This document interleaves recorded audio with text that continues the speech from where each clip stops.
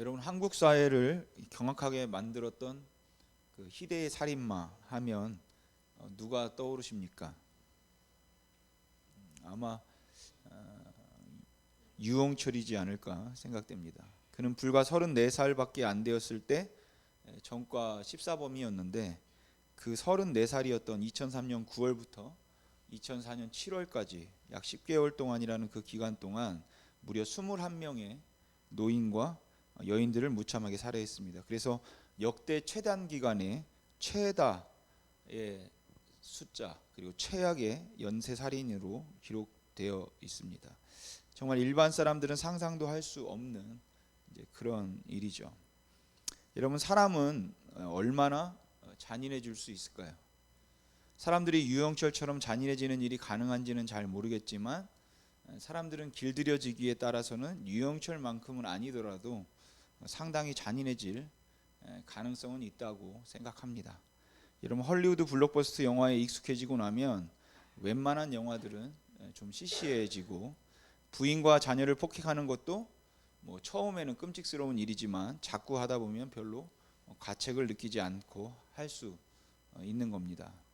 여기 앉아 계신 분들은 여러분들은 사람은 물론이거니와 어쩌면 예전에는 벌레 한 마리도 쉽게 죽이지 못하고 벌레 죽이는 것도 끔찍스러웠던 때가 있었을지 모르겠습니다.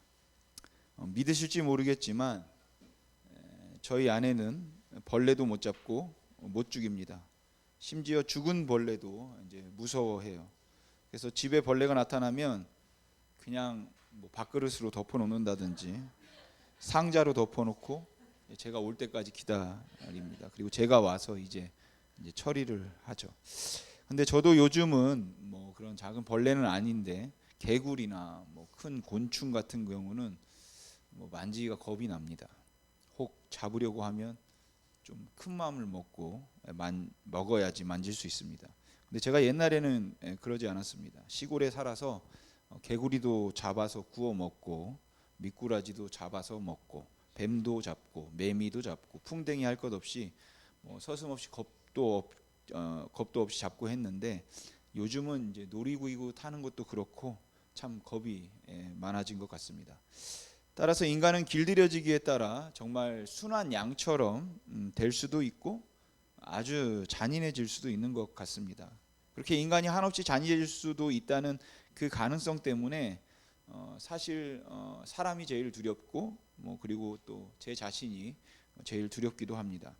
여러분, 캄보디아를 가보셨는지 모르겠는데 캄보디아에서는 관광객들이 가면 꼭 방문하도록 하는 곳이 두 군데 있다고 합니다. 하나는 앙코르와트라고 하는 사원이고 이제 다른 하나는 킬링필드로 잘 알려진 민족 대학살 박물관입니다. 이 캄보디아의 대학살은 1975년에 일어났는데 당시 캄보디아 인구가 700만이었는데 700만 중에 230만 명이 죽임을 당했다고 합니다. 주로 지성인들을 학살했는데 이제 누가 지성인인지 구분이 잘 안 될 때는 그냥 안경을 쓴 사람을 지성인이라고 간주해서 안경 쓴 사람들을 다 죽였다고 해요. 그래서 그 트라우마로 지금도 연세가 드신 캄보디아 사람들 중에는 안경 쓰는 것을 두려워하는 사람들이 있고 아이들을 학교에 보내는 것을 두려워하는 사람들도 있다고 합니다. 학교 보내면 죽는다 이렇게 생각하기 때문에 그런 거죠. 또한 독일 군들이 유대인들을 잔인하게 고문하고 학살했던 그 끔찍스러운 현장의 사진들 또 사건들의 그 기록 또 글들 또 영화 이런 것들을 보면 사람이 어떻게 이렇게 잔인할 수 있을까라는 그러한 생각에 그저 놀라울 따름입니다. 여러분, 사람들은 언제 잔인해질 수 있을까요? 악이 바쳤을 때, 자기의 소유를 보호해야 한다고 생각될 때, 어쩌면 인간 안에 있는 스스로를 지키기 위한 동물적인 본능이 억제되지 않으면 아주 자연스럽게 인간을 자연스럽게 그 본능이 잔인하게 만들 가능성이 있는지도 모릅니다. 하지만 대체로 인간은 그런 잔인성을 억제할 만큼의 이성과 이제 동정심을 가지고 있습니다. 그리고 그것이 아마도 그나마 다행인 거겠죠. 그래서 저는 예수님을 십자가에 못 박게 하라고 외쳤던 그 백성들, 예수님이 나귀를 타고 예루살렘에 입성하실 때만 해도 그 호산나 다윗의 왕이요 이스라엘의 왕이시여를 외쳤던 그 백성들이 이제 어떻게 예수를 십자가에 못 박으라며 잔인할 수 있는지 사실은 이해가 잘 되지는 않습니다. 하지만 오늘 저는 여러분들과 그렇게 잔인했던 그 백성들보다 오히려 예수님을 죽이지 않기 위해서 3번이나 백성들을 설득하려고 했던 빌라도, 아주 합리적이고 너그러운 것처럼 보였던 그 빌라도를 주목해 보고 싶습니다. 여러분, 빌라도는 예수님에게 죄가 없다는 것을 알았습니다. 그래서 예수님을 놓아주기 위해서 당시 흉악범 바라바 대신에 예수님을 놓아주겠다고 하죠. 바라바가 워낙 밀란으로 사람들을 힘들게 만들었던 살인범이고 또 흉악범이었기 때문에 적어도 빌라도가 생각할 때 바라바와 예수를 이야기하면 그래도 사람들이 예수를 놓아주라고 말하겠지, 그럴 줄 알았습니다. 왜냐하면 빌라도가 보기에는 예수가 그렇게 난폭한 사람도 아니고 죄도 없어 보였기 때문입니다. 그런데 백성들은 바라바를 놓아주기를 원했죠. 그렇게 백성들이 예수님 대신에 바라바를 놓아달라고 했을 때 빌라도는 굉장히 당황했습니다.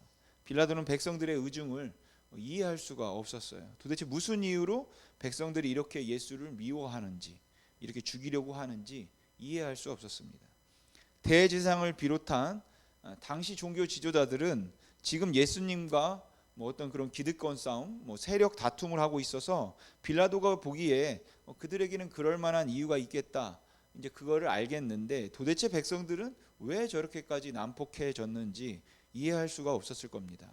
사실 빌라도는 예수님을 처형하고 싶지 않았습니다.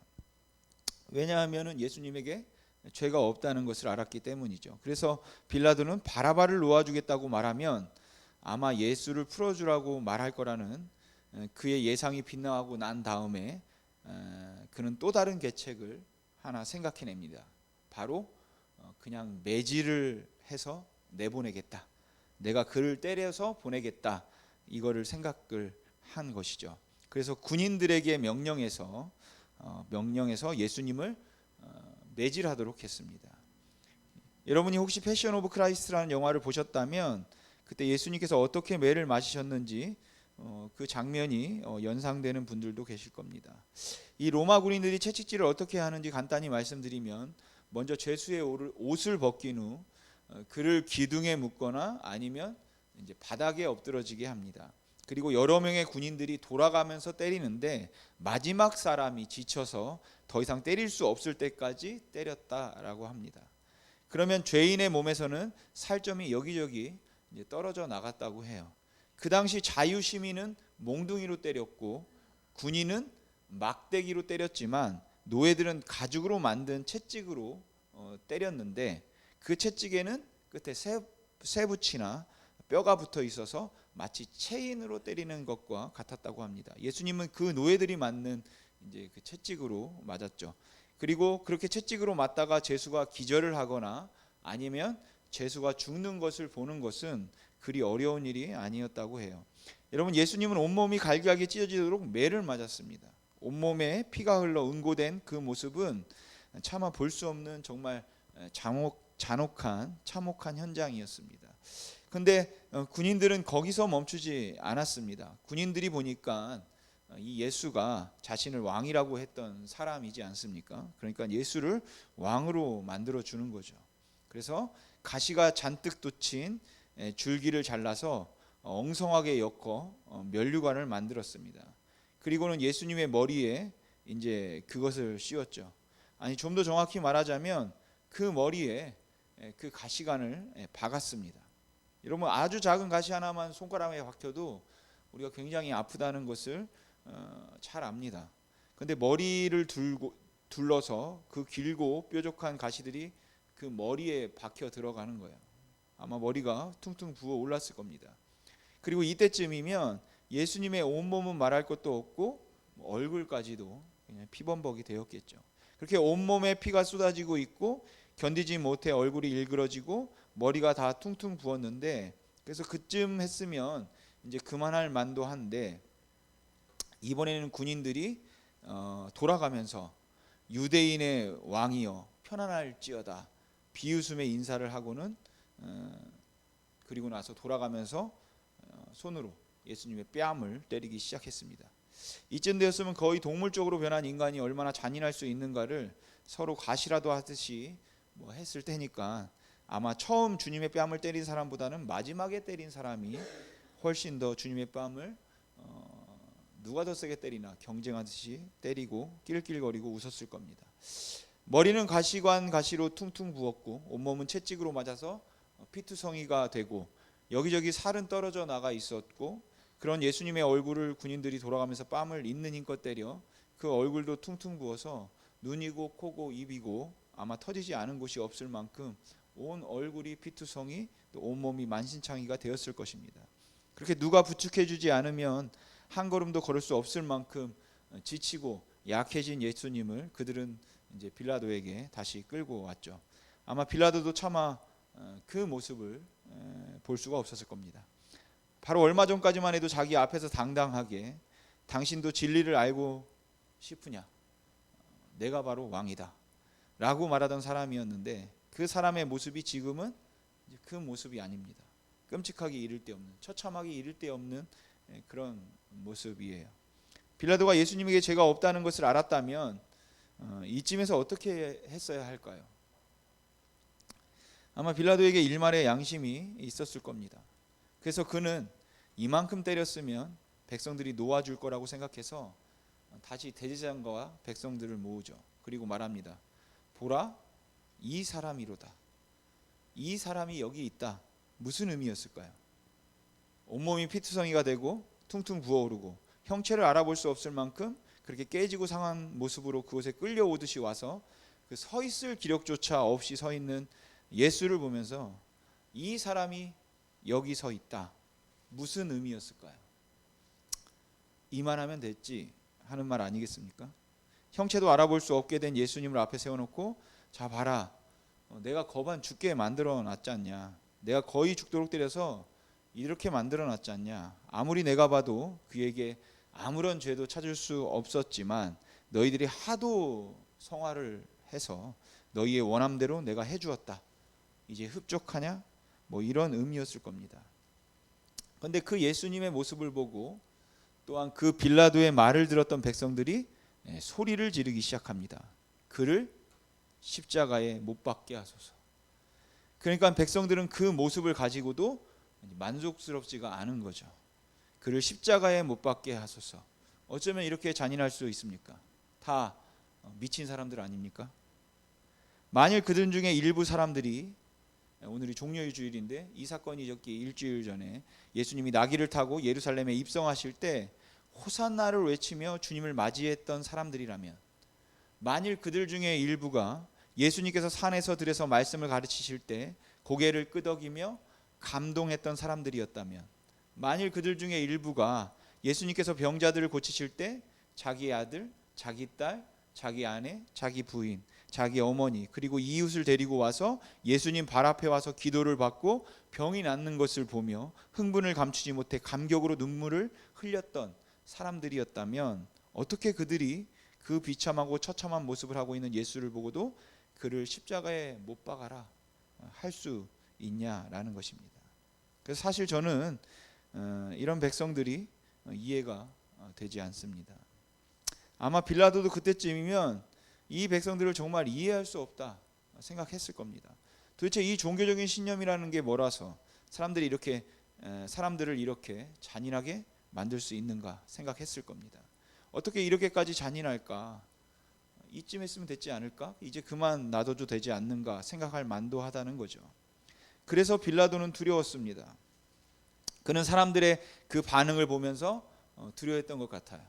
예수님을 십자가에 못 박으라는 그 백성들의 함성을 들으며 두려움을 느꼈는데, 이 두려움은 그 잔인함에 대한 두려움이 아니라 내가 지금 여기서 잘못 처신하면 내가 어려움을 당하겠구나 하는 그 이기심의 두려움을 느꼈던 것입니다.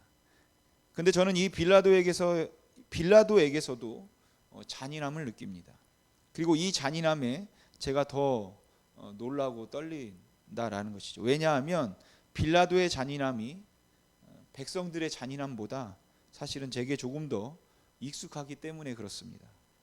죄가 없는 줄 알면서도 그렇게 처참하게 때려놓고 그리고 마침내 그를 십자가에 못 박을 수밖에 없는 그런 상황.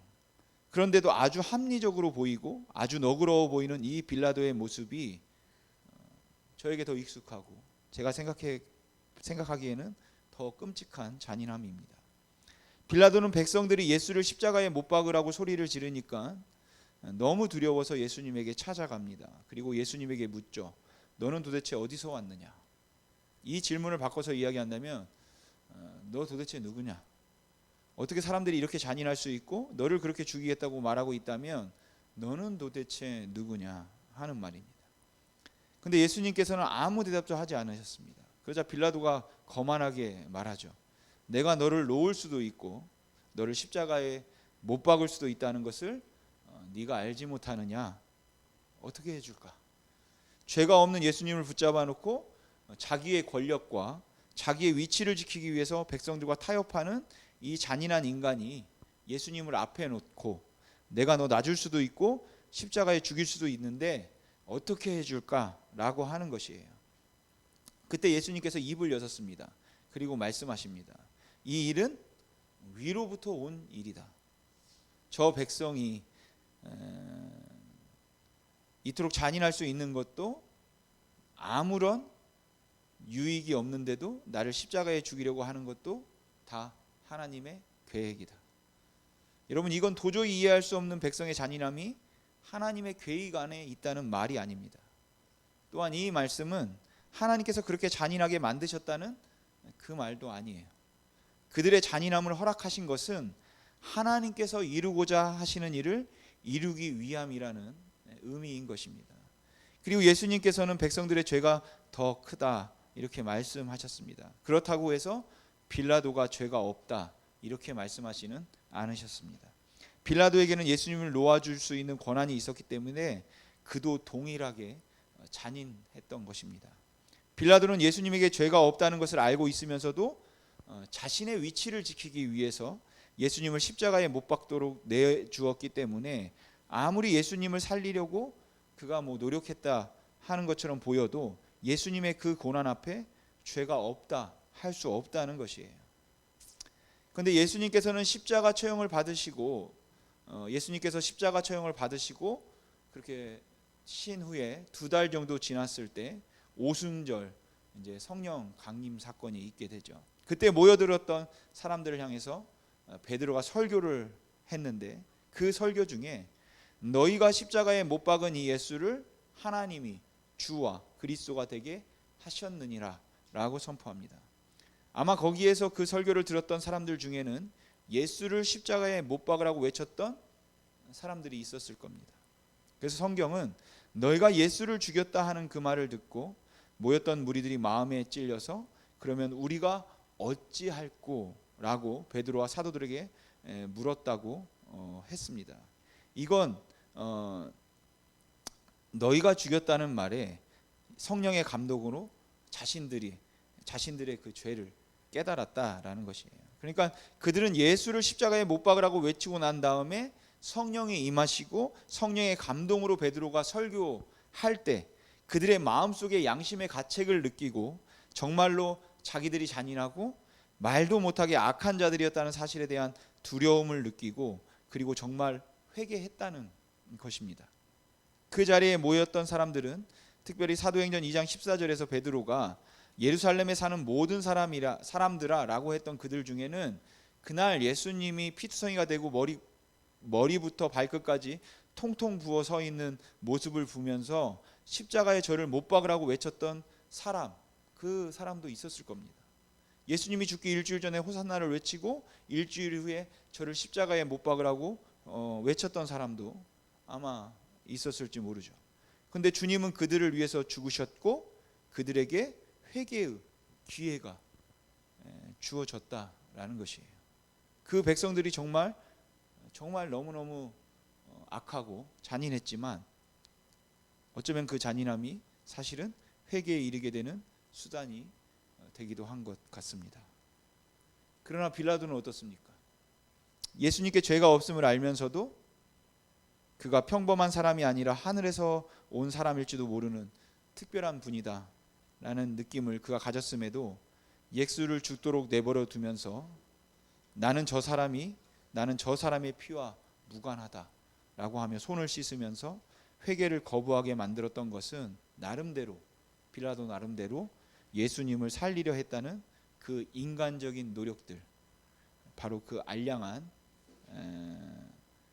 선이 그를 회개를 거부하게 만들었다라는 것이죠. 내가 이만하면 살리려고 해보았다는, 나는 3번이나 백성들을 설득해서 예수를 살리려고 했다는 그 알량한 선이 빌라도로 하여금 나는 그렇게 큰 죄가 없다고 생각하게 만들었다는 것입니다. 물론 백성들의 그 모습이 빌라도보다 훨씬 더 악하고 잔인했기 때문에 빌라도는 그 백성들의 잔인함을 보면서 자신의 잔인함을 느낄 수 없었던 것인지도 모릅니다. 그러나 결국은 이 백성들보다 빌라도가 더 불쌍한 인생이 되고 말았다라는 것이에요. 여러분, 현대 그리스도인들의 문제는 죄의식이 없다는 것입니다. 우리는 참 이기적인데, 우리는 참 잔인한데, 그리고 우리는 정말 교만한데, 빌라도처럼 약간의 인간적인 노력과 의지, 남들보다 나은 그 약간의 인격적인 모습들, 잔인해 보이는 사람들보다는 그래도 조금 더 낫다는 상대적인 선이, 그러면 어찌할꼬 하며 가슴을 치며 울지 못하게 한다는 것이죠. 그래서 그래도 빌라도가 백성들보다 낫지 않냐라는 생각이 빌라도가 예수를 죽게 만들었다는 사실의 무게를 경감시킬 때, 그래서 빌라도가 자신의 악함, 그 죄를 죄로 보지 않았는데 그처럼 우리들도 우리들의 상대적인 의가 하나님의 은혜를 누리지 못하도록 만들기도 한다는 것입니다. 여러분, 오늘 우리는 종려주일로 고난 주간을 앞두고 주님께서 십자가에 달리심을 기억하기 위해 이 자리에 모였습니다. 그래서 우리는 이 빌라도의 모습을 보면서 오늘 드리는 이 예배가 하나님, 우리가 죽을 수밖에 없는 죄인입니다. 우리는 그 은혜가 아니면 용서도 사죄도 구원도 가능하지 않는 죄인입니다 라고 고백하는 예배여야 하는 것입니다. 또한 오늘 이 예배는 그럼에도 우리를 살리신 그 은혜가 감사합니다. 저희가 주님을 죽였습니다. 그러나 주님은 우리를 위해 죽으셨습니다 라고 기뻐하는 예배여야 하는 것입니다. 여러분, 우리의 죄인됨보다 은혜가 더 큰 것이 아닙니다. 죄인됨 때문에 은혜가 큰 것입니다. 죄인됨보다 은혜가 더 큰 것이라서 죄인됨을 느끼지 못하고 더 큰 은혜를 받았다고 기뻐하는 것이 아니라, 우리가 빌라도와 똑같다고 생각하고 그 백성들과 똑같다고 생각하여 하나님 앞에는 아무것도 내놓을 것이 없다는 죄인됨을 깨달을 수 있을 때, 여러분, 그때 은혜가 커지는 법입니다. 근데 오늘날 교회의 문제는 이 죄인됨보다 은혜가 더 큰 것이라는 것만을 이야기해서 죄인됨을 말하지 말고 은혜만 말하자, 이렇게 한다라는 것이죠. 우리가 주를 죽인 그러한 죄인이고, 우리는 교만한 자들이고, 빌라도와 다를 바 없는 굉장히 그럴듯해 보이고 때로는 종교적인 열심을 보이기도 하지만, 우리의 죄로 인하여 예수가 죽었다는 그 말 하지 말고 하나님이 우리를 사랑하시고 귀히 여기시니 그 은혜가 크다는 말만 하자. 그래서 죄인됨보다 은혜가 더 큽니다 라는 이야기를 하지, 나의 그 악함 때문에, 나의 죄인됨 때문에 은혜가 큽니다 라는 말을 하지 않는다는 것이에요. 그리고 그렇게 죄인됨 때문에 은혜가 더 큰 것이라면, 우리는 빌라도와 같은 주님을 살리고 싶은 마음으로 그 잔인함과 죄를 보지 못해서 은혜를 놓치는 일은 없어야 할 것입니다. 그래서 오늘 예배를 통해 우리가 이 고난주간을 지내면서 우리가 2가지를 했으면 좋겠습니다. 하나는, 하나님, 저는 하나님 앞에 아무것도 내놓을 수 없는 죄인입니다. 저는 빌라도가 백성들보다 낫다고 생각할 수 없는 것처럼 제가 가지고 있는 이 상대적인 선이 하나님 앞에 내놓을 만한 것이 못 된다는 것을 아는 저는 죄인입니다. 라고 우리가 고백하고, 또 그리고 그 고백 때문에 저를 위해서 죽으신 주님, 내가 하나님의 자녀가 됨은 온전히 은혜입니다. 여러분, 그 고백을 이 한 주간 붙들고 나아갔으면 좋겠습니다. 여러분, 우리는 정말로 죄인입니다. 그래서 우리의 죄를 용서하시기 위해서 십자가에 죽으신 주님의 은혜가 진심으로 감사한 것임을 잊지 마시기를 주님의 이름으로 소망합니다. 기도하겠습니다.